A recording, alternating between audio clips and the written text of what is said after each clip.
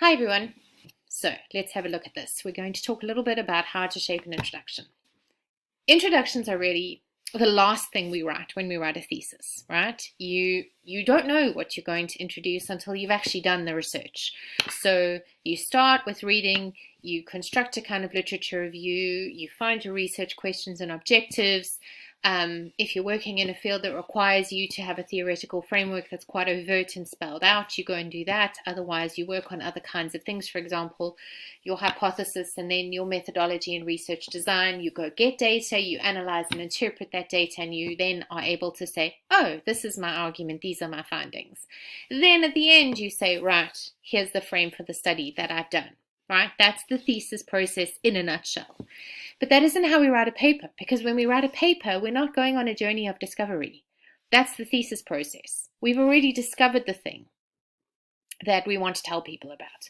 So when we write a paper, especially given that we really only have 6 or 7, or maybe if we're lucky, 8,000 words to do it in, which is not a lot, really, when you consider all the different parts that have to go into a paper, you have to frame it up really carefully. So the introduction is the first thing that we write in a paper, because what we're trying to do is tell ourselves and our readers the story of what is the context for this research. So we sketch out in the introduction, whether it's 500 words or 1,000 words, what is the conversation that we're joining? What's the thing that this field is concerned with that I'm tapping into? So, is it maths, some aspect of maths education? Is it how to hold different kinds of tensions together in fieldwork research? Is it establishing particular kinds of protocols for genetic research or gene therapy? What is it? What is the thing that this field is currently talking about that you also want to talk about or add to? And you sketch that out in your 5 or 6 or 7 or 800 words. I usually use about 10% of my word budget for the introduction, but that's a very social sciencey thing, and I don't have to put the literature review into the introduction. I can have a separate section for that. So if you're working in the sciences with the IMRAD structure, introduction, materials and methods, results, analysis and discussion, and then conclusion, you're going to have to put a bit of the literature review into your introduction. So maybe it'll be closer to 15 or 20% of your word budget there. You'll have to look also at the journal that you're publishing in and the kinds of papers that they're publishing, and look at that for guidance in terms of how long the different sections are on average. Right? That's a good note there. So, introductions. Let's scroll down a little bit. Right. Now, you can see in this first paragraph that she's establishing, look at the title of the paper, Supervision is Mentoring, the Role of Power and Boundary Crossing. And then look here. She starts off with, okay, so here's the conversation, right? These people in the field, this paper was published in 2007, so this is fairly recent research for a 2007 paper. They're saying that effective supervision is a form of mentoring, right? So what does that mean? So this understanding of supervision pedagogy says that this is how supervisors behave vis-a-vis their students, mentees. They're socializing students. There's a reference for that claim.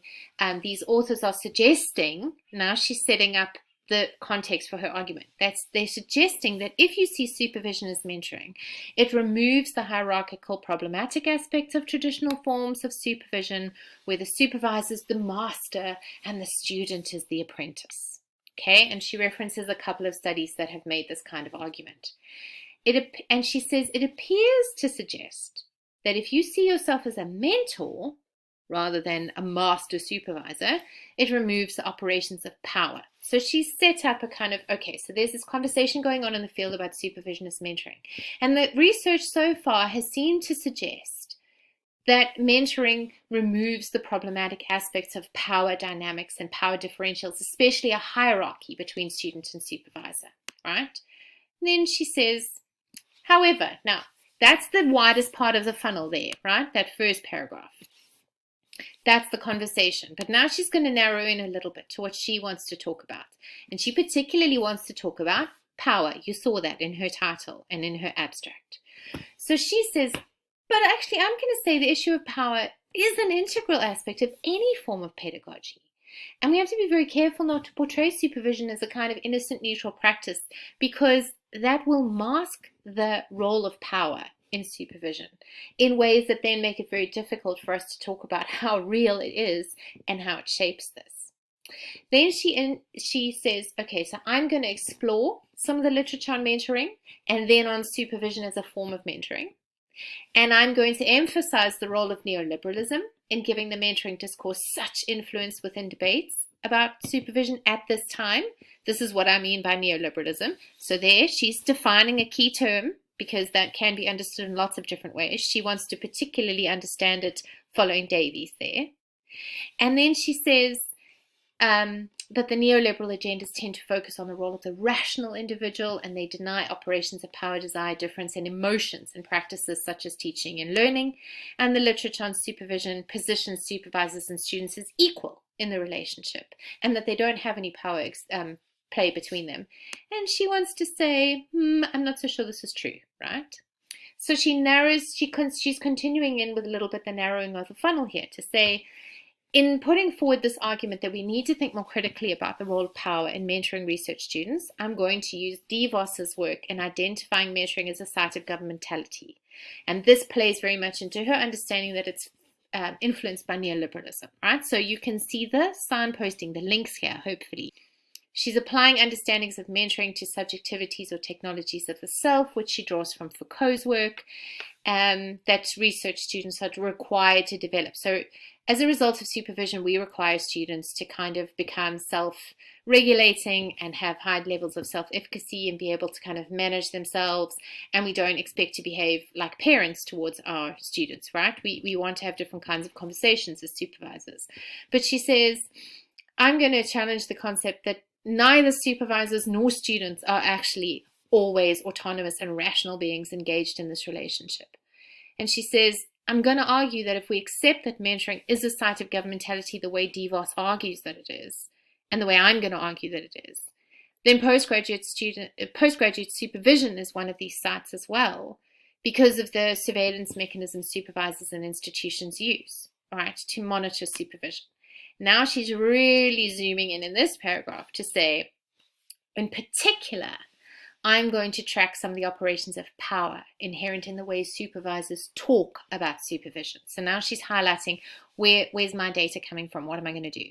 Using a combination of thematic and discourse analysis, I'm going to analyze instances where some of the supervisors I interviewed describe how they acted upon the identities of students to produce particular disciplinary-based or other self-regulating behaviors. This is where she got the data from, 8 experienced supervisors, research intensive Australian University. These interviews were collected for a different kind of study. So if you want more about the methodology and things like that, go look at that paper.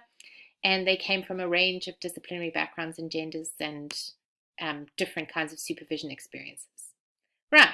So that's what she's kind of set up as the introduction. You see, it's not very long. It's 4 paragraphs. But it forms a kind of funnel from saying there's this big conversation going on about mentoring. It has implications about power. I'm making a particular argument about power. In order to do this, I'm going to use this kind of framework.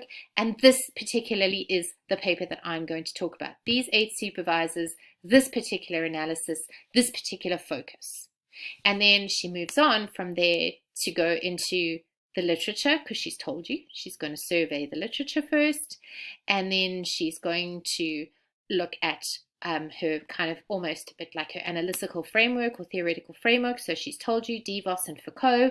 So there she explains DeVos and Foucault and draws on some of the previous research. And then she's got, okay, so here's my data. Here's the people that I talked to. And then here are some of the thematic analysis, right? She said she was going to do thematic discourse analysis. So she's done that. And that essentially, in a nutshell, is a way in which one researcher has realized the funnel very effectively in her paper, such that when you get to the end of that 4-paragraph introduction, you're set up as a reader for the paper. You know what she's focused on, you know why she's focused on it, and you're ready to then get into the paper and read her contribution to knowledge.